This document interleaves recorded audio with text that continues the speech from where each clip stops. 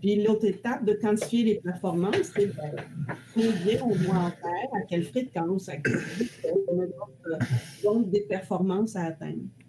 Cette démarche-là aussi permet d'améliorer la communication entre ceux qui sont impliqués dans la définition du produit, donc quels sont les besoins à combler avec ce produit-là, et ceux qui vont le concevoir et développer ce produit-là. Alors, quand je dis produit, ça peut être un système complet, ça peut être un service, une organisation, un logiciel, n'importe. Je vais utiliser le mot produit pour simplifier le tout. Donc, quelle est la démarche d'analyse fonctionnelle? Mais il y a 5 choses à faire. Donc, identifier les fonctions du produit, les organiser pour bien comprendre comment elles s'entrecoupent. Caractériser les fonctions, ça c'est la performance, c'est prioriser. Alors donc, identifier, c'est vraiment se poser la question à quoi ça sert, qu'est-ce qu'on veut réaliser avec ça, quels besoins on cherche à combler avec ça. Et on exprime une fonction avec un verbe et un nom. Pardon. Il y a plusieurs méthodes, on ne les regardera pas aujourd'hui. Si ça vous intéresse, il y a des formations qui vont en plein dans cette méthode-là, qui donnent beaucoup d'informations, de méthodes sur comment faire l'analyse fonctionnelle. Ensuite, on cherche à organiser toutes ces fonctions-là. Donc ça, c'est la logique qui exprime le pourquoi et le comment des fonctions. Donc, pourquoi on doit réaliser cette fonction-là, comment on va la réaliser. Et on va illustrer ça dans un modèle qui s'appelle le diagramme fonctionnel ou l'arbre fonctionnel ou le modèle fonctionnel, si vous voulez. On peut aussi utiliser la méthode américaine qui est le diagramme FAST. Encore une fois, dans la formation, vous voyez toutes ces méthodes-là. Caractériser, c'est définir la performance attendue, donc le critère de performance qu'on va mesurer, le niveau qu'on cherche à atteindre au niveau de la performance, et la flexibilité exprime à quel point ce niveau-là est essentiel ou il est négociable. Alors, encore une fois, dans la formation, vous allez en détail là, sur toutes ces approches-là. Prioriser, ça nous donne, parmi toutes les fonctions qu'on va avoir identifiées, quelles sont les plus importantes pour le client, les moins importantes, différentes façons. Avec un tri croisé, on peut obtenir une priorisation chiffrée, si vous voulez, là, quantitative, tandis qu'avec les modèles Moscou ou Kano, c'est une priorisation plus qualitative. Par exemple, avec un code de couleur jaune, orange, vert, rouge, n'importe. Évaluer, c'est regarder combien coûte chaque fonction. Alors, non pas combien coûte chaque élément du produit qu'on cherche à concevoir, mais les fonctions qui vont être réalisées par ce produit-là, combien coûtent ces fonctions-là. Ça nous permet de voir si on met l'argent à la bonne place ou pas. Donc, c'est tout ce que je vais vous expliquer sur la méthode d'analyse fonctionnelle, mais ce que je voudrais que vous reteniez, c'est que c'est une démarche structurée, organisée, qui est facilitée par un animateur et donc il y a beaucoup de documentation qui existe sur cette démarche-là pour la réaliser comme il faut. Alors, on saute tout de suite dans les exemples, parce que le but de la présentation aujourd'hui, c'était de vous montrer différents contextes dans lesquels on peut utiliser l'analyse fonctionnelle. Alors, le premier, qui est un contexte très traditionnel, si on peut dire, c'est en développement de produits. Alors, je vais vous parler d'un système de porte pour un train. Alors, on avait ici, un client qui reçoit une spécification technique, c'est ça d'épais, ces documents-là, des pages et des pages et des pages, et puis ça spécifie qu'est-ce que le train doit faire. Il y a un chapitre à l'intérieur de ça spécifiquement pour les portes. Alors, de ce document technique-là, on extrait les fonctions que les portes doivent réaliser. Et après ça, en travaillant souvent avec ce client-là, c'est qu'on s'aperçoit que les fonctions d'une porte de train à Montréal ou un train à Paris, c'est à peu près les mêmes fonctions. Donc, on voit à gauche complètement la mission du système de porte qui est de permettre une entrée et une sortie du train sécuritaire et fiable, avec en haut complètement la fonction de base du système de porte, c'est d'entrer et sortir du wagon. Comment? En ouvrant et en fermant les portes. Alors ça n'est un modèle fonctionnel que je vous illustre ici. Alors, pourquoi on ouvre et ferme les portes? C'est pour pouvoir entrer et sortir. Pourquoi? Parce qu'on veut une entrée et sortie sécuritaire et fiable dans les wagons. Alors, la fonction de base, vous allez voir, tantôt on va regarder les coûts, c'est souvent la fonction qui peut se réaliser assez facilement, mais il y a plein d'autres fonctions qu'il faut rajouter à un système par exemple, un système de porte de train, mais il faut assurer la sécurité. Il y a toutes sortes de monde là, qui prend le train, des enfants, des vieillards, des personnes avec des bagages, des personnes très intelligentes, des personnes moins intelligentes. Donc, il faut être à l'épreuve de tout. Donc, assurer la sécurité, ça demande de détecter des obstructions, de maintenir la porte fermée quand le train est en mouvement, d'ouvrir les portes manuellement si on est arrêté entre deux stations, il faut évacuer, annoncer le mouvement des portes, etc., etc. Je veux attirer votre attention sur assurer le confort. Alors, c'est quoi les fonctions qui permettent d'assurer le confort quand on a une porte? Ben, c'est de contrôler le bruit. C'est-à-dire que quand on roule le train et il y a du bruit de vent, on ne veut pas que ce bruit-là rentre dans le wagon et puis que c'est très bruyant dans le wagon. On veut que les passagers soient confortables dans la voiture de train. Autre chose, minimiser les vibrations. On ne veut pas que les portes clang, clang, clang, clang, clang, clang tout le temps qu'on roule. C'est très inconfortable pour le train, le passager. Isoler du chaud et du froid, même chose. Hein, s'il fait moins 30 à l'extérieur, on ne veut pas que si on est proche des portes, qu'on sente le moins 30. On doit garder son manteau, ses bottes, son foulard, sa tuque et tout ça. Assurer l'étanchéité quand il pleut. On ne veut pas que l'eau passe à travers le haut de la porte, le bas de la porte, quoi que ce soit.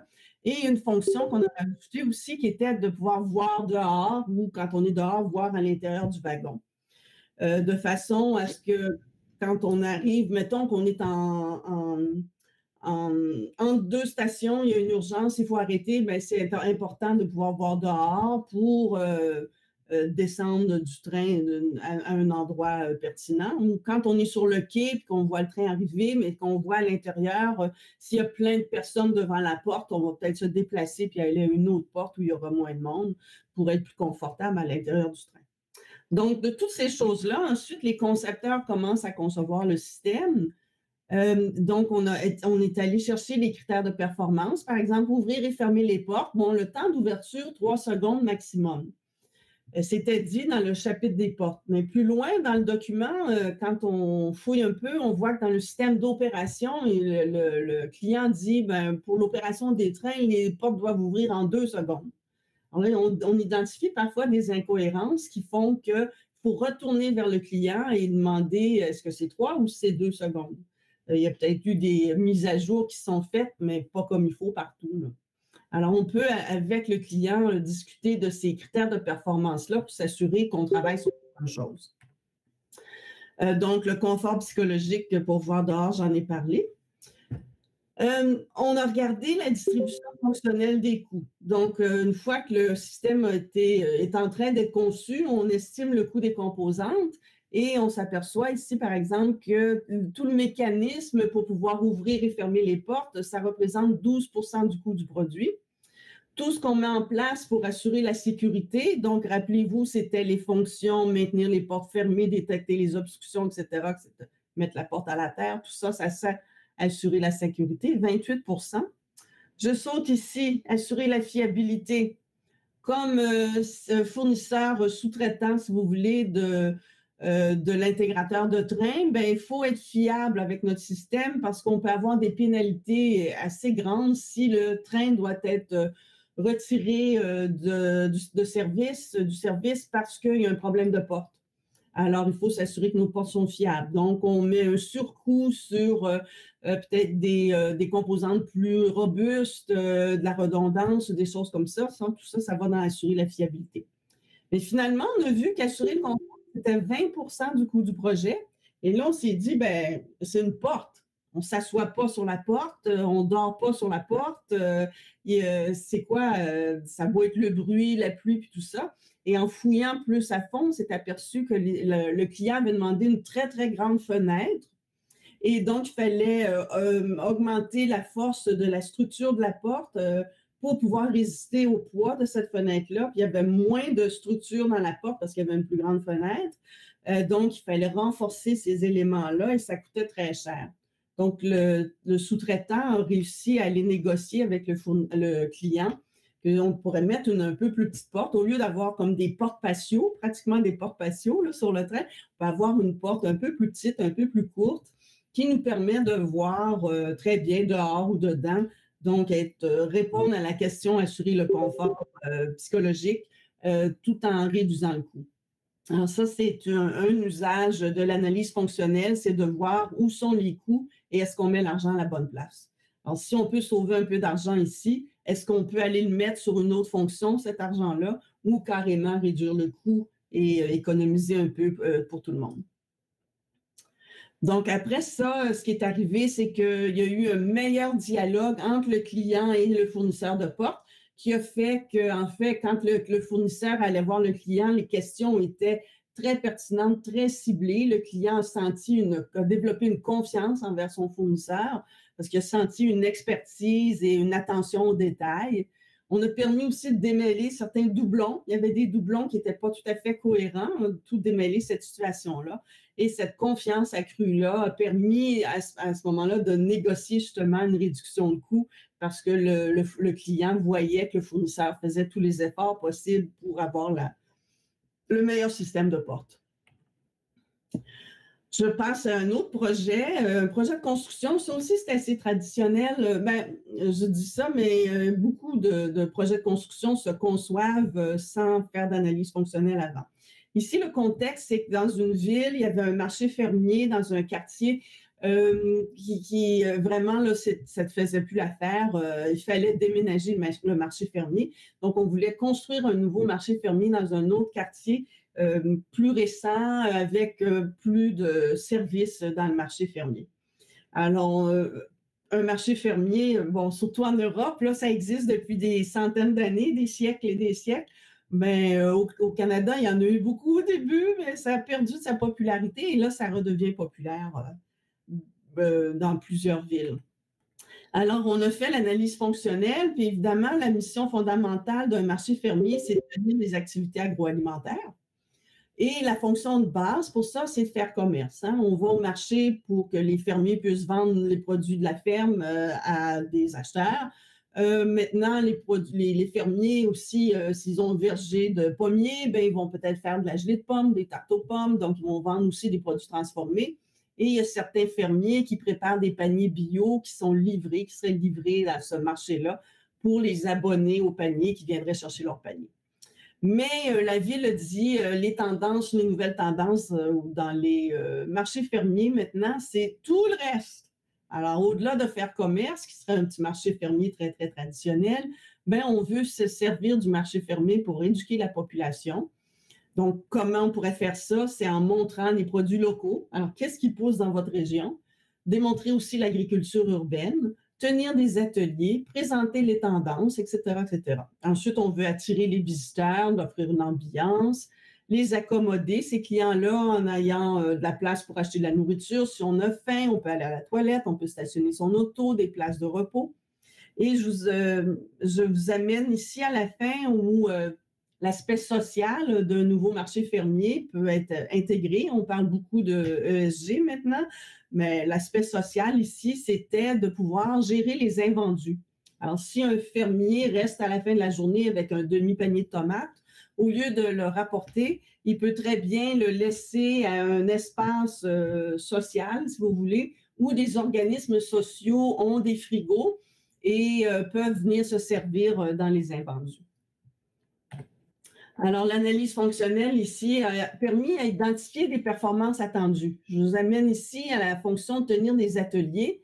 Si on laisse ça dans les mains des architectes, on dit on veut tenir des ateliers, qu'est-ce qu'ils vont sortir comme atelier? On ne sait pas trop. C'est que là, il fallait définir les performances. Par exemple, cette fonction-là, un des critères de performance, c'est le nombre d'ateliers en simultané. Est-ce qu'on veut avoir un atelier à la fois ou 4 ou 5 ateliers à la fois? Alors, on a défini qu'on voulait une possibilité de 2 ateliers qui se passent en même temps. Et aussi, un autre critère de performance, c'est le nombre de personnes qui vont assister à l'atelier. Alors, est-ce qu'on veut 10, 12 personnes ou 50, 60 personnes? Alors, on a défini qu'est-ce qu'on voulait. Donc, l'architecte, à ce moment-là, peut identifier les meilleures solutions pour tenir 2 ateliers en simultané, chacune avec une vingtaine, 20-25 personnes maximum. Et alors, ces performances-là, pour toutes les fonctions, ont été définies. Ça a permis à l'équipe de conception de penser à tout dès le début. Donc, pas de faire un premier concept, de le présenter au client. Le client dit « Ah oui, mais il nous manquerait ça, on retourne à la table, on revient. » Tout était conçu dès le début. Et bon, effectivement, dans le but de ne rien oublier. Et étant donné que ça, c'était au niveau d'une municipalité, le conseil municipal était très impliqué dans, dans cette analyse. Il y avait aussi l'opposition qui, elle, regardait ça et voulait trouver toutes les petites bébites pour pouvoir critiquer le plus possible, mais il y a eu très peu de critiques parce que tout a été fait euh, dans le meilleur contexte avec toute l'équipe. Alors, ça, c'était un autre exemple. Je vais vous parler maintenant d'exemples un peu moins typiques qui sont, par exemple, ici, développement organisationnel. On avait un problème d'embauche dans un ministère des Transports d'une province ici au Canada. Alors, le contexte était que dans cette province-là, pendant quelques années, il n'y avait pas d'embauche. Les budgets étaient limités, récession ou je ne sais pas quoi. Et les gens, certaines personnes partaient à la retraite, on ne les remplaçait pas. Des gens partaient travailler ailleurs, on ne les remplaçait pas. Donc, il y avait beaucoup de trous là, dans le personnel. Et un jour, le premier ministre a dit OK, on a des meilleurs budgets maintenant, on va vous donner un budget pour embaucher des gens. Et là, les directeurs des différentes divisions de du ministère, ici, c'était la division des autoroutes. Alors, chacune des sous-divisions, les sous-directeurs, si vous voulez, qui criaient le plus fort, « Ah, il faut que j'embauche ici, ça presse. » L'autre dit, « Mais non, moi, c'est plus prioritaire. » Et ça faisait des situations un peu critiques. Bien, on dit, ils étaient des grands utilisateurs de la démarche pour les projets techniques. Ils se sont dit, peut-être on pourrait étudier la démarche pour régler notre problème ici d'embauche. Et c'est ce qu'on a fait. Donc, ça, c'était la mission de cette direction-là, planifier, construire et entretenir un réseau de transport provincial dans le but de permettre le transport des biens et des personnes. Bien, comment on peut remplir notre mission? C'est en optimisant le réseau, planifier les investissements, livrer le plan stratégique, entretenir le réseau et gérer les ressources. Alors, à partir de notre mission, si on pose la question comment, c'est qu'on a défini 5 grandes stratégies que la division des autoroutes doit réaliser pour accomplir sa mission. Chaque stratégie peut ensuite être définie en différentes tactiques pour mettre en place cette stratégie-là. Ensuite, on peut aller plus loin toujours en posant la question comment. Et là, on parle de déploiement de cette tactique-là jusqu'au niveau des activités. Et là, on a demandé aux gens quelles sont les activités où il y a peu de personnes et combien de personnes il devrait y avoir pour être capable de mesurer un des critères de performance, c'est l'écart entre ce qu'on devrait avoir et ce qu'on a. Pardon. On a donc identifié 4 grands critères, 4 raisons d'embaucher des nouvelles personnes. Alors, une des raisons, c'est est-ce qu'on est capable d'avoir un mode de réalisation alternatif? Est-ce qu'on peut sous-traiter cette activité-là ou non, elle doit absolument être réalisée chez nous parce que c'est impossible de la sous-traiter? Un autre critère, c'était l'impact sur la mission. Alors, à quel point, si on ne réalise pas cette activité-là, on ne sera pas capable de réaliser notre mission. Et là, plus le pointage augmente, plus la priorité est grande. Par exemple, si on ne réalise pas le déneigement, bien, ça va être impossible de se déplacer. Donc, c'est très important que le déneigement soit réalisé. Ici, c'était l'écart entre les ressources actuelles et les ressources nécessaires pour accomplir le travail. Par exemple, une des fonctions, par exemple, c'était d'inspecter les ponts. Alors, ça prend 100 jours, il y a 100 ponts à inspecter, ça prend 50 jours pour inspecter des ponts, mais ça fait 5000 jours personne. Or, on a juste 250 jours par année, donc ça nous prend 20 personnes à temps plein pour inspecter des ponts sur tout le territoire. Alors, si on n'en a que 2, ben, on a un gros écart à combler. Et donc, ça va avoir une grosse note de priorité. Mais si on a 18 des 20 personnes, ben, l'écart est petit, donc ça va perdre des points de priorité. Et le dernier critère était le maintien de l'expertise à l'interne, à quel point c'est important de conserver cette expertise-là spécifique aux autoroutes à l'interne, Donc ça voulait dire un critère fort pour la priorisation de l'embauche. Ou sinon, c'est moins important, donc ça perd des points au niveau de la priorité. Avec tout ça, on a pris toutes les fonctions, hein, les fonctions qui étaient le plus à droite possible dans le diagramme fonctionnel et on les a notées. Et ça, c'est quand je dis nous, c'est l'équipe. Alors, tous les directeurs, sous-directeurs, gestionnaires d'entreprise de la division des autoroutes a passé à travers ça. Là. Et avec tout ça, ben, on multipliait la note par le poids, qu'on multipliait tout ça, et on obtenait une cote de priorité. Et vous voyez qu'entretenir le réseau, ben oui, c'est sûr que l'entretien du réseau, déneiger l'hiver et puis remplir les trous pendant l'été, il y a des gens à l'externe qui sont capables de faire ça. Par contre, si on ne le fait pas, on ne pourra pas se déplacer. Donc, c'est un gros impact sur la mission. On a un gros manque de ressources actuellement et c'est important de maintenir cette expertise-là à l'interne. On multiplie tout ça. On obtient 1512 points de priorité. Alors, vous voyez que par rapport à l'autre ici qui avait 423 points, ben, les personnes, les postes où on fait l'entretien du réseau sont prioritaires dans l'embauche par rapport aux autres.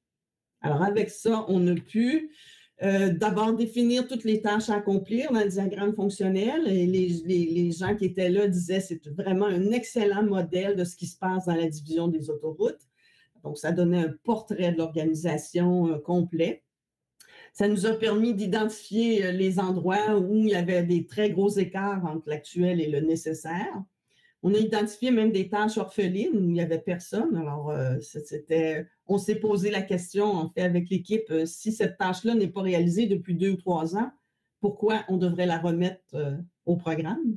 Est-ce qu'on pourrait tout simplement pas dire, c'est fini, on ne le fait plus? Avec tout ça, on a pu déterminer les priorités d'embauche. Et ce que ça a fait, c'est que ça a vraiment beaucoup calmé la discussion, qui était à un moment donné assez virulente. Mais là, ça a calmé les esprits. Tout le monde voyait les étapes. On avait des petites rencontres de 4 heures à chaque 3-4 jours ou à chaque semaine pour que les esprits se calment entre les rencontres. Et on a réussi à déterminer les priorités d'embauche avec lesquelles tout le monde était d'accord. Un autre exemple en développement organisationnel, c'est la fonction RH décentralisée. Alors, cette entreprise-là avait un siège social où il y avait des spécialistes de ressources humaines, donc un spécialiste qui s'occupait d'embauche, un autre qui s'occupait des bénéfices et avantages sociaux, un autre qui s'occupait du lien avec les retraités, 65 ans et plus. Un autre s'occupait de formation. En fait, chaque personne dans la division des ressources humaines était spécialisée. Or, les directeurs des usines, quand ils avaient besoin d'un soutien de la part des ressources humaines, ne savaient pas trop à qui s'adresser. Et parfois, même la problématique pouvait toucher 2 ou 3 spécialités. Et là, il manquait de coordination. Les directeurs des usines se sentaient mal appuyés. Alors, quelqu'un a dit pourquoi on n'aurait pas plutôt une personne ressources humaines par usine qui deviendrait généraliste. Bon, ils ont décidé de regarder cette option-là. Alors là, les gens aux ressources humaines, chacun des spécialistes, on les a tous réunis avec le directeur des ressources humaines, un représentant des directeurs d'usine, puis on leur a demandé, bien, ça serait quoi la tâche de ce conseiller en ressources humaines dans l'usine? Alors, sa mission première, ce serait de conseiller les directeurs d'usine, mais en matière de ressources humaines, et ils auraient ces 5 choses-là à faire. Donc, maintenir une bonne atmosphère, comment en prenant le pouls, comment en sondant les employés et le management, ensuite partager les résultats, etc., toutes les fonctions. Donc, chacun des spécialistes qui étaient au siège social voyait avec le portrait. Évidemment, là, je vous montre quelque chose de très, très résumé. Hein? C'était beaucoup plus large, le diagramme fonctionnel, beaucoup plus grand, beaucoup plus détaillé. Mais là, chacun pouvait voir ses forces et ses faiblesses et chacun pouvait dire, ben moi, je fais souvent ça, gérer l'ancienneté, mais je n'ai jamais coordonné les bénéfices. Donc, chaque personne a pu se tracer un plan de formation. Et ce que ça a servi de faire cette analyse-là, d'abord d'avoir le portrait global de la nouvelle tâche en ressources humaines, du généraliste associé à chacune des usines, donc un généraliste par usine, au lieu de garder ça au siège social avec des spécialistes. Donc, ça définissait les tâches à accomplir pour chacun de ces généralistes-là qui s'en venaient à l'usine. On a encore une fois ici identifié des tâches orphelines. Donc, oui, on devrait faire ça, mais là, les gens, c'est drôle parce qu'autour de la table, les gens se posaient la question, « Ah oui, fais-tu ça? Toi, non, non, moi, je ne fais jamais ça. Et toi, non, jamais. Et toi, non, jamais. » Mais on devrait le faire. Oui, on devrait, mais personne ne le fait. Alors, ça s'est intégré, si vous voulez, dans les tâches à accomplir.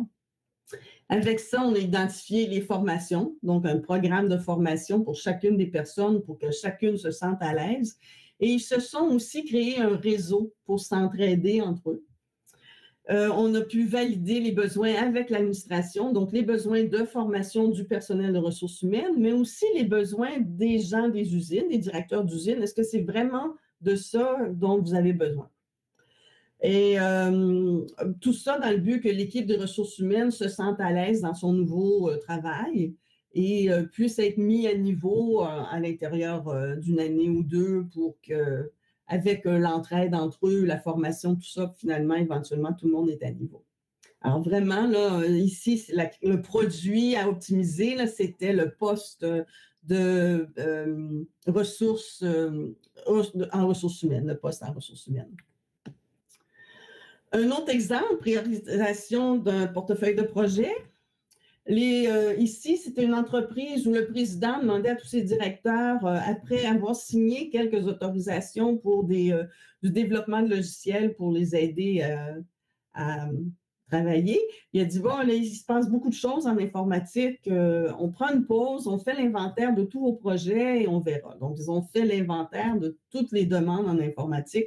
Il y avait 50 projets d'informatisation avec des millions de dollars. Et là, le président a dit, oh là, on arrête ça, j'ai pas cet argent-là à mettre en informatisation. Il va falloir prioriser et se faire un plan sur 3 ans pour qu'est-ce qu'on fait et qu'est-ce qu'on fait pas. Alors là, il a dit comment on peut faire ça. On a expliqué la démarche. On dit avec l'analyse fonctionnelle, on développe, comme vous voyez ici, un diagramme fonctionnel qui est évidemment plus complexe. Hein. Et là, on voit tout ce qu'on désire faire avec ce programme d'informatisation. Et le programme, sa mission était d'améliorer les services de l'entreprise avec 5 grandes familles, si vous voulez. Donc, améliorer le développement des marchés, améliorer la performance interne de l'entreprise, améliorer la facturation, améliorer la gestion de l'entreprise et améliorer ses outils de travail. Ça, c'était les 5 grandes stratégies à mettre en place. Chacune avait une tactique, le déploiement, les activités. C'est ici qu'on retrouvait les projets. Donc, on a demandé aux directeurs de service de rattacher chacun de leurs projets à une de ces fonctions-là. Et on s'est aperçu avec ça qu'il y avait des projets redondants. Alors, un directeur avait un projet, par exemple, pour gérer les prospects dans les nouveaux marchés. Un autre directeur avait un autre projet pour la même fonction. Alors, on leur a dit, vous asseyez, vous regardez les besoins d'un et les besoins de l'autre. On va faire un projet qui va répondre à vos 2 besoins, les 2 divisions. Et ça a été comme ça pour plusieurs. Donc, des 50 projets, on a descendu à 40 en faisant une première optimisation. Alors déjà, on a identifié un paquet d'économies sur les différents projets. Ensuite, on a regardé aussi, parfois il y avait des projets qui se rattachaient à rien. Et puis on disait, regarde, ton projet, ou bien tu le définis mieux, ou bien tu le laisses tomber parce qu'il ne se rattache à rien, qu'on veut faire à court terme. Alors ici, l'analyse fonctionnelle, bon, évidemment, le diagramme a permis de voir s'il y a des trous dans les fonctions, des oublis, puis là, on avait identifié tout ce qui voulait être fait à court terme. L'équipe pluridisciplinaire, hein, c'était les directeurs de toutes les divisions de l'entreprise. Le fait de travailler ensemble dans un atelier, tout le monde ensemble, là, ça a assuré une adhésion au projet. C'est que les gens voyaient leur projet à l'intérieur d'un programme complet. Donc, il pouvait se situer mieux et situer son voisin de table, dire « Ah oui, là, je vois ton projet, je comprends comment ton projet et le mien vont interagir et tout ça. » Donc, il y avait une meilleure vision d'ensemble. Ça a permis d'éliminer les doublons, les chevauchements. Okay? Donc, d'optimiser de 50 projets, on a descendu à 40. Ensuite, au niveau de l'importance des projets, mais on voyait la contribution de chaque projet à l'entreprise. Donc, si je reviens, c'est que parfois, un projet touchait une seule fonction, mais il y a certains projets à assez haut niveau qui touchaient plusieurs fonctions. Donc, c'était des projets plus complexes. Et avec tout ça, ça a permis de passer d'une situation où mon projet est plus important que le tien à ce projet-ci est plus important que ce projet-là. Qu'il soit à moi ou à toi, c'était plus ça l'important. Ce qui est important, c'est que ce projet-là est important pour l'entreprise et celui-là est moins important. Okay? Donc, on a pu établir cette priorité-là. Alors, avec l'équipe, on a identifié des critères de comparaison. Alors, comment tous ces projets-là seraient évalués par rapport aux besoins de l'entreprise et on a pu prioriser. Je vous montre un petit peu. Les critères qui avaient été soulevés étaient la survie de l'entreprise. Donc, comment chaque projet va contribuer à la survie de l'entreprise. Alors, si on ne le fait pas, est-ce qu'on met l'entreprise, la vie de l'entreprise en jeu? L'impact sur les clients aussi est un autre, comment ce projet-là va améliorer notre relation avec les clients. Et aussi l'écart entre l'actuel et le désiré. Alors, comment ce projet-là va nous amener au 21e siècle au lieu de rester à l'âge de pierre, parce qu'il se faisait beaucoup de choses manuellement. Les 40 projets ont été listés dans un grand chiffrier. Tout le monde a voté sur l'impact de chaque projet sur les différents critères. On a fait le total de tout ça. Parallèlement à ça, on a regardé les coûts des projets. Par exemple, ici, le projet A coûte 500 000 $. Et là, on a demandé, bien, ce projet-là, il touche à quelle fonction? Alors, parfois, certains projets ils touchaient 100%, par exemple, la fonction gérer les équipements. Ils ne faisaient que ça, un projet très, très ciblé. Mais certains projets pouvaient toucher à plusieurs fonctions. Donc, ici, c'est un exemple où ce projet-là servait à améliorer la facturation, améliorer la gestion de l'entreprise, améliorer la communication avec les clients, un petit peu gérer ces clients-là, un petit peu le marché. Et là, on demandait du 500 000 $ de distribuer ça sur ces fonctions-là. Encore une fois, les 40 projets étaient dans un grand chiffrier. On a fait l'exercice pour les 40 projets. Et on a pu ensuite additionner le coût des fonctions. Alors, cette fonction-là, peut-être le projet A, le projet B, le projet F, le projet H contribuaient à cette fonction-là. Donc, on pouvait additionner et avoir un coût par fonction. Ce que ça nous a donné, deux résultats, je vais vous les montrer un après l'autre. Le premier résultat, c'est de comparer l'importance du projet versus son coût. L'importance de la fonction, pardon, versus le coût de la fonction, le coût des projets associés à cette fonction-là. Évidemment, ce qui nous saute aux yeux, c'est ce binôme ici, si vous voulez, où l'importance de la fonction est en bleu. Donc, c'est certainement la fonction la plus importante, c'est celle où on doit livrer nos obligations, réaliser nos obligations contractuelles. Mais proportionnellement parlant, il y a une très grande proportion du coût des projets qui est associée à cette fonction-là. D'un autre côté, si on regarde ici, qui est quand même une fonction assez importante, améliorer nos outils à l'interne, par contre, regardez, un tout petit montant a été accordé à ça. Alors là, les gens autour de la table ont été un peu impressionnés de dire « Ouais, on a peut-être, ici l'équilibre n'est pas trop mal, ici c'est pas trop mal, mais ici, encore une fois, gérer les clients, oui, c'est important, mais peut-être qu'on devrait mettre un petit peu d'argent. » Alors là, il y a des projets ici qui ont dû être retardés pour avoir de l'argent, pour faire des projets dans des fonctions qui étaient quand même assez importantes. Alors ça a été un autre ménage, si vous voulez, dans les projets. Et finalement, des projets qui sont restés, on a établi le graphe de la valeur, où ici, on a le mérite. Alors, à quel point chaque point ici est un projet, à quel point ce projet-là contribue aux 4 critères qu'on avait, aux 3 critères qu'on avait tout à l'heure, la survie de l'entreprise, la relation avec les clients, etc. Et à quel coût. Alors, ça, c'est l'axe des coûts. Alors, on leur a dit, tous ces projets-là ici vont vous donner beaucoup d'améliorations à l'intérieur de l'entreprise à très petit coût. Alors, allons-y avec ces projets-là. Ensuite, dans une étape 2, ceux-là qui ont quand même sont importants pour l'entreprise, mais coûtent plus cher. On a dit on va les faire en deuxième phase. Puis ces deux projets-là, ici, un là et là, qui contribuaient beaucoup moins, qui avaient beaucoup moins de valeur pour l'entreprise, si vous voulez, parce que la valeur est représentée par la pente de ces projets-là. Et là, on s'est dit, on va commencer par ceux qui ont le plus de valeur. Donc, ils étaient contents d'avoir eu une façon de prioriser leur projet. Je regarde là, j'achève. Procédé industriel, l'exhibition continue, c'est pour les mines. On a un minerai, il faut sortir. Alors là, on ne regardera pas les fonctions parce que c'est très technique. Mais ici, les deux premières fonctions sont les fonctions de base pour justement extraire le minerai, extraire la matière première du minerai qu'on a extrait du sol. Mais des fonctions pour assurer l'efficience, assurer la qualité du produit, l'entretien du procédé, la sécurité et l'environnement, respecter l'environnement. Alors, les fonctions de base, c'est vraiment pour extraire le minerai, mais tout le reste, c'est pour s'assurer qu'on est une entreprise qui fait attention à l'environnement, qui fait attention à la sécurité de son personnel, qui s'assure aussi qu'on est efficient. Donc, ce qui est arrivé, c'est qu'ici, les deux premières fonctions de base, c'est des fonctions qui sont très, très génie chimique, génie métallurgique, très technique. Tandis qu'ici, on tombe dans l'aspect mécanique, contrôle de procédés, mécanique, électronique et tout ça. Ici, qualité du produit, mais les gens d'assurance qualité est impliqués. Bon, jusqu'au bout ici, au niveau des émissions, on avait un expert en santé et sécurité, puis un expert en environnement qui contribuait à la conception de ce procédé-là, qui était non seulement opérationnel, mais en plus qui était sécuritaire et pas mauvais pour l'environnement. Alors, le fait d'avoir fait l'analyse fonctionnelle ici, bien, évidemment, encore une fois, le diagramme nous donne le modèle du procédé. Est-ce qu'il y a des trous? Est-ce qu'on a oublié des choses?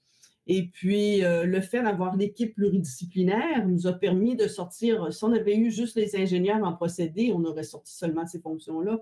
Mais en ayant autour de la table un expert en santé et sécurité, un expert en entretien, là, toutes les autres fonctions sont sorties qui doivent être intégrées dans la conception.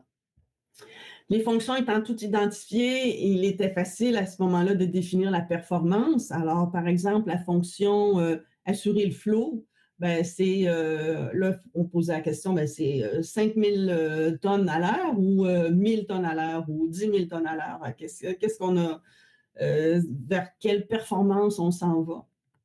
Alors, encore une fois, l'équipe a pu définir ça. Et quand on était incapable de dire une performance comme telle, ben là, on disait, ben, on va continuer nos recherches, on va aller voir, il faut trouver la réponse à cette question-là.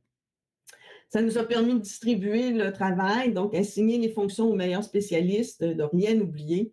Puis on a nommé une personne responsable d'assurer les interfaces entre les spécialités. Développement de logiciels, je vais vite, hein? Je vous ai dit, j'avais beaucoup d'exemples à vous montrer, mais c'est vraiment un survol différents contextes là, pour voir comment la méthode peut être efficace.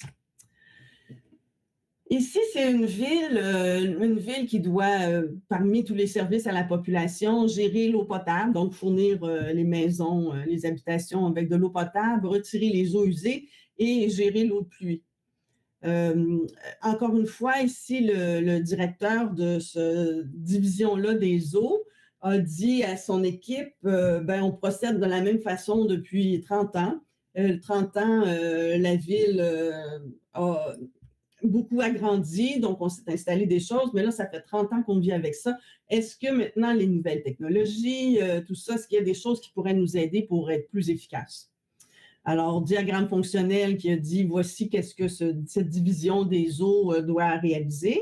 Et avec toutes les personnes autour de la table, on avait autant des gens à l'interne, donc des gens, des chefs de département à l'interne qui savaient de quoi ils parlaient pour la ville. On a complété l'équipe avec des experts externes. Alors, soit des fournisseurs d'équipements, de logiciels, ou même des développeurs de logiciels ou d'applications qui permettent de gérer l'eau potable, l'eau usée ou l'eau pluviale, et même aussi des fournisseurs par exemple, de tablettes pour les employés sur le terrain.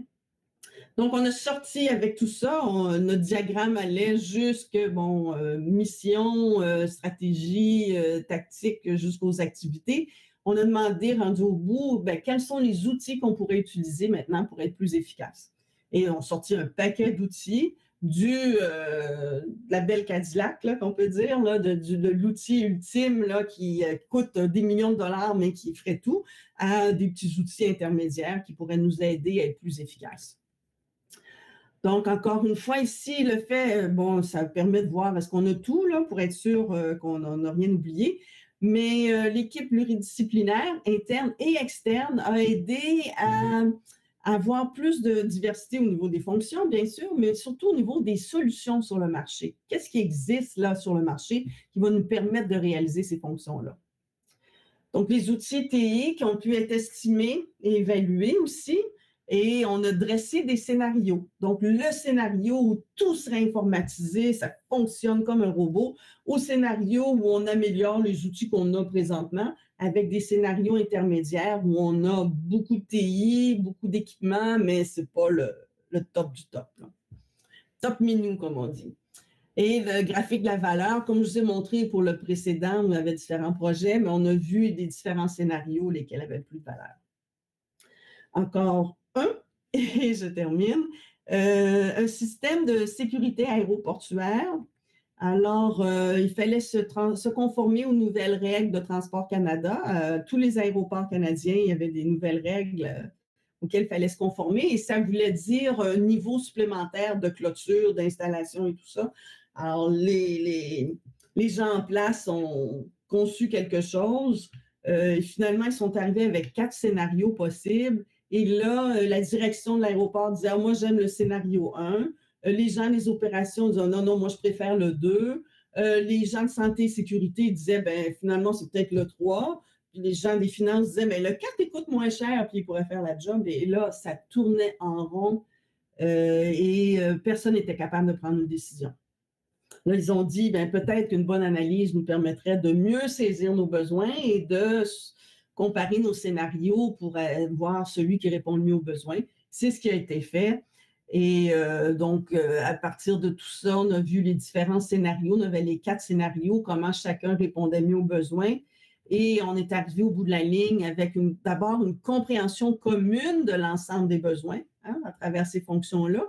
Parce que les opérations n'avaient pas nécessairement une bonne idée des contraintes administratives. Les gens à l'administration ne comprenaient pas les opérations. Donc, avec ce modèle-là, ça leur a permis de bien comprendre. Évidemment, de voir qu'il y avait des trous qu'on a réussi à combler. Finalement, le graphe de la valeur a mis en évidence le meilleur scénario parmi les 4. Et cette analyse-là a facilité la prise de décision du client. Là, ça devenait évident pour tout le monde autour de la table qu'un des scénarios était meilleur que les autres au meilleur coût. Il y avait un qui était un petit peu meilleur, mais qui coûtait 2 fois plus cher, donc ça ne valait pas la peine d'avoir 2 fois plus d'argent pour gagner un petit peu plus de satisfaction. Ce qui est important ici, c'est l'aspect émotif et irrationnel où les gens tournaient en rond sans pouvoir se décider. Là. Ça a été évacué. Donc, je parle vite, j'espère que vous avez compris tout ce que j'ai dit. L'analyse fonctionnelle s'adapte vraiment à tous les contextes. Okay? On a plusieurs, là, je vous ai montré ces 8 exemples-là, mais j'ai d'autres exemples aussi qui pourraient être intéressants, mais là, je n'avais pas le temps. Mais c'est très important, c'est essentiel que l'équipe soit pluridisciplinaire quand on fait une analyse fonctionnelle, parce qu'on veut vraiment l'ensemble des besoins qui doivent être représentés. Cette méthodologie-là aide l'animateur à passer à travers la démarche, bien sûr, mais ça aide aussi le client parce qu'il voit que c'est une démarche structurée, organisée, étape par étape, et il se sent confiant si l'animateur maîtrise bien, évidemment, cette démarche-là. Et à date, je l'ai fait des centaines de fois, les résultats ont toujours été pertinents, acceptés. Je n'ai jamais vu de contestation où les gens disaient « je ne suis pas content du résultat ». Je vous ai dit tout à l'heure qu'il y a des formations. On en donne une très, très prochainement avec l'Université de la Valeur, fin mars, début avril, qui mène à l'examen de certification là, pour ceux qui pourraient être intéressés. Donc, vous pouvez aller voir sur le site de l'Université de la valeur. Elle va être annoncée aussi sur le site d'Analyse de la valeur Canada, puis sur notre site web aussi à Martin Parot. Voilà, alors je vous remercie. Je vais arrêter le partage de mon écran. Vous avez mes coordonnées là. On n'a peut-être pas beaucoup de temps. On a une dizaine de minutes pour les questions, la discussion. Mais s'il reste des questions à la fin qui n'auront pas été répondues, vous pouvez m'écrire, puis on pourra en discuter à ce moment-là. Alors, je crois que c'est tout. Oui, je quitte et je reviens à vous. Parfait. J'allais dire, tu pourrais peut-être laisser tes coordonnées sur l'écran pour les gens. Il n'y a pas de questions dans le chat, fait que si les gens veulent utiliser l'icône de réaction pour lever leur main, si vous avez des questions, je procéderai en ordre qui lève sa main en premier. On a peut-être 15-20 minutes là, pour répondre à des questions. Au moins une dizaine, oui. Okay. Ouais. Mais pour l'instant, je ne sais pas. Ah, il y a une main levée ici. Quand vous levez la main, je vais vous enlever sur mute. Comme ça, la première personne, c'est Normand Fleury. Exact. Ouais. Oh, okay. Déjà démuté. OK, donc, Madame Parot, en fait, ma question est la suivante. Le temps qu'on doit consacrer à chacun de ces étapes-là, est-ce qu'il varie en fonction du nombre de participants, en fonction de l'envergure du projet? Quel temps qu'on peut estimer pour pouvoir, parce que moi je trouve l'idée fort intéressante pour, entre autres, d'évacuer les émotions. Donc ça, c'est un élément souvent qui la contraint lorsqu'on veut prioriser des dossiers. Il y a beaucoup d'émotions qui est véhiculée, puis finalement, on sort de la rencontre, puis les gens sont insatisfaits et écorchés des éléments qui ont été soulevés. C'est, en fait, c'est l'énergie qu'on doit y mettre, le temps. Et puis, est-ce que ces fonctions, en fait, quel paramètre qui est limitatif dans ça pour arriver à des résultats? Oui, en fait, c'est rarement en bas de 2 jours, mais ça peut aller jusqu'à une dizaine de jours selon la complexité. Je peux vous dire, celui du ministère des Transports de l'Ontario, là, ça a été 8, 9 ou peut-être même 10 jours au total, mais il y avait beaucoup de contenu. Là. Puis je me souviens aussi, on a fait un logiciel technique hautement complexe où on a dû passer 8-9 jours en analyse fonctionnelle pour bien définir les besoins que le logiciel va combler. Mais un problème simple, ça peut être 2-3 jours. Et là, selon la disponibilité de l'équipe, c'est des journées complètes ou des demi-journées, des journées consécutives ou non. Ça dépend beaucoup du contexte de l'entreprise. Mais bon, donc ça peut varier là, entre 2 à 10 jours selon la complexité. Puis évidemment, plus il y a de personnes, plus il faut leur laisser le temps de parler, donc ça va prendre un peu plus de temps. Et plus il y a de personnes, ça veut dire plus il y a d'aspects du problème à discuter aussi. C'est pas un problème simple. Là. Si on se ramasse avec 15 personnes autour de la table, c'est parce qu'il y a 15 aspects à régler là, avec ce problème-là.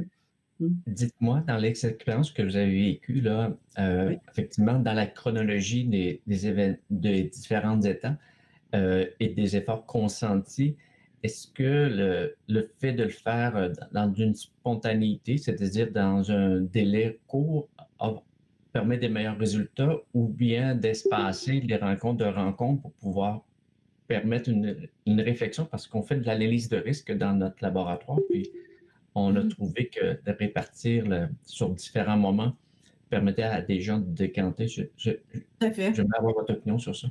Tout à fait. Quand c'est une analyse des besoins sur un produit technique, on peut le faire de façon intensive en journée consécutive et c'est rarement émotionnel, mettons, c'est très technique.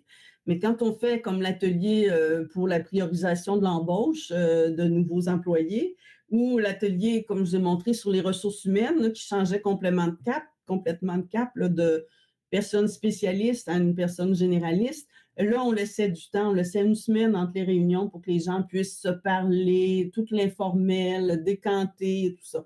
Alors, selon la nature du problème étudié, oui, on va avoir du temps pour décanter ou non. Ça répond à votre question? Oui. Oui.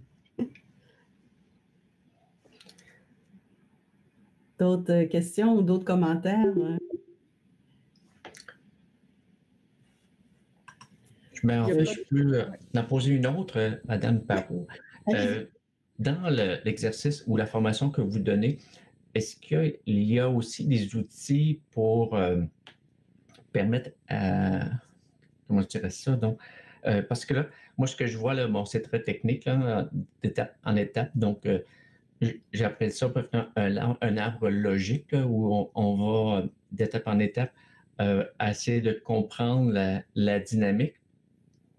Et puis, est-ce que, donc, il y a le projet, puis les différentes étapes qu'on doit aborder, ou la fonction, ou est-ce dans ces analyses-là, dans votre formation, est-ce qu'on exploite, on définit des méthodologies pour pouvoir y permettre de solutionner, par exemple, dire quel scénario qu'on doit utiliser? Oui. Okay. Oui, la formation va passer à travers toutes les étapes du monde de l'analyse à valeur, dont l'étape analyse fonctionnelle, qui est la plus grosse étape. Là. Puis on voit tous les outils, un après l'autre, qu'on utilise à chacune des étapes du procédé complet. Là. Ça fait que oui, on voit une panoplie d'outils. Donc, on donne à l'animateur une boîte à outils, comme pour identifier les fonctions, les licitations des fonctions, il y a 6 ou 7 méthodes là, qui peuvent être utilisées. Ça fait qu'on passe à travers les 7 là, pour être sûr que l'animateur est compétent dans chacune de ces méthodes-là. OK. Puis il y a un cours avancé aussi qui va encore plus en détail. Là. Le cours qui se passe au printemps, là, dans un mois, c'est le cours de base là, qui donne les fondements même. Après ça, il y a un cours plus avancé pour aller plus loin encore dans la méthode. OK. Votre formation, est-ce que toujours c'est en ligne? Oui, cette formation-là va être en ligne, oui, tout à fait. Exactement. Merci. Monsieur Ramis, vous n'avez pas de questions?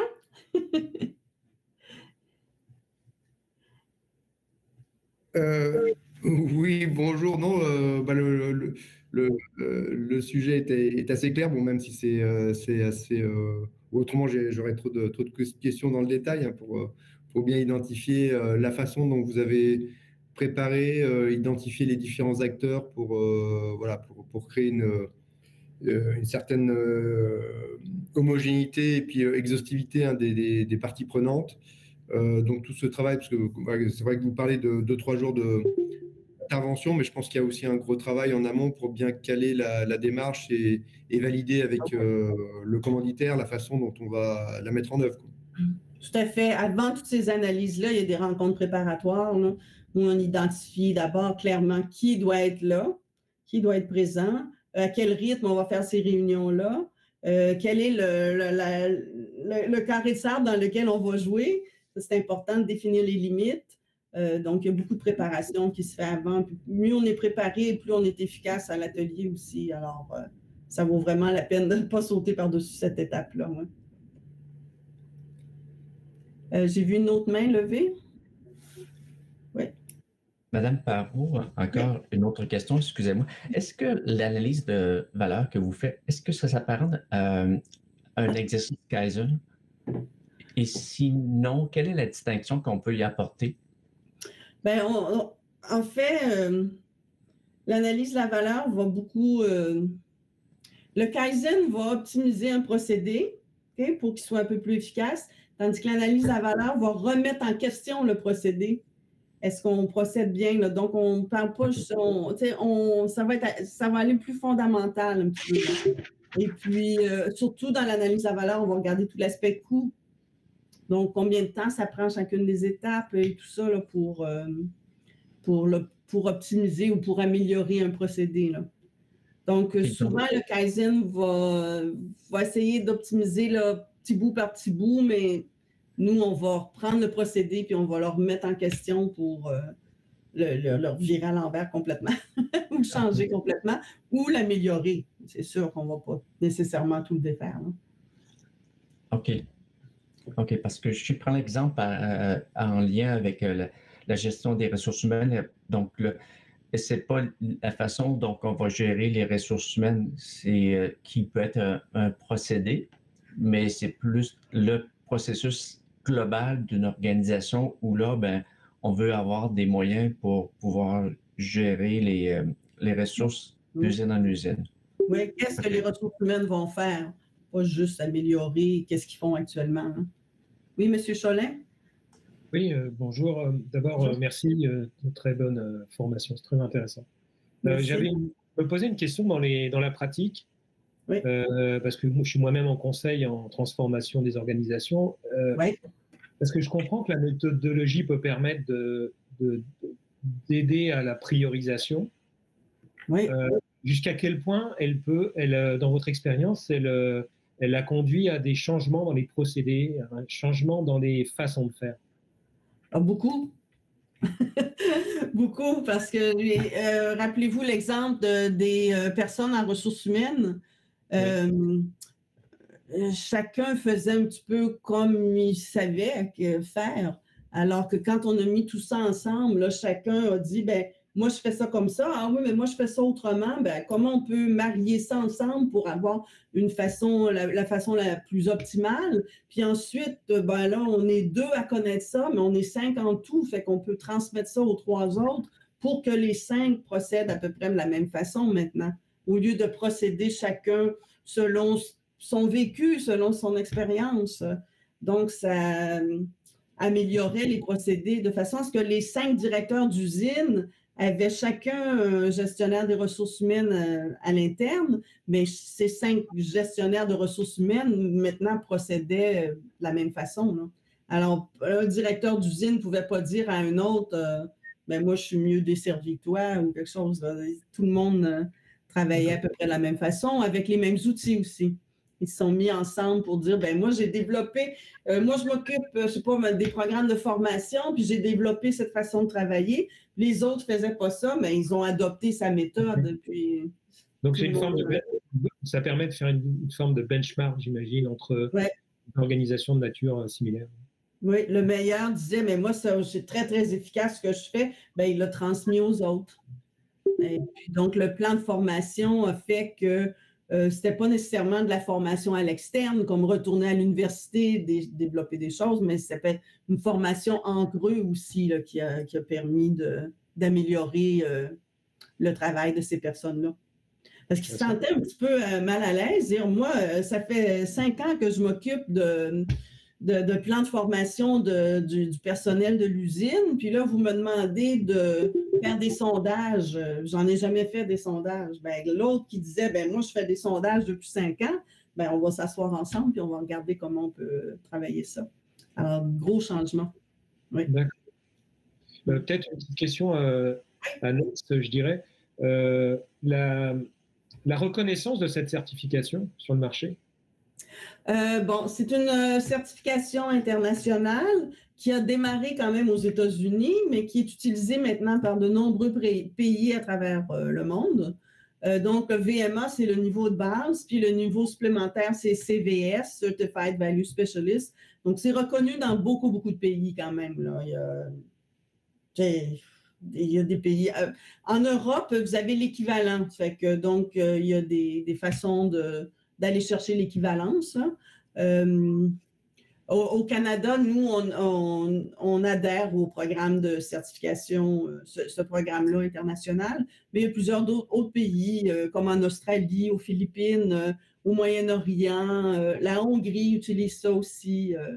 Alors, donc, il y a plusieurs pays là, qui utilisent cette certification-là. La Suisse aussi maintenant. Alors, c'est bien reconnu. Merci. Merci. Donc, il est 13h ici, 19h chez vous,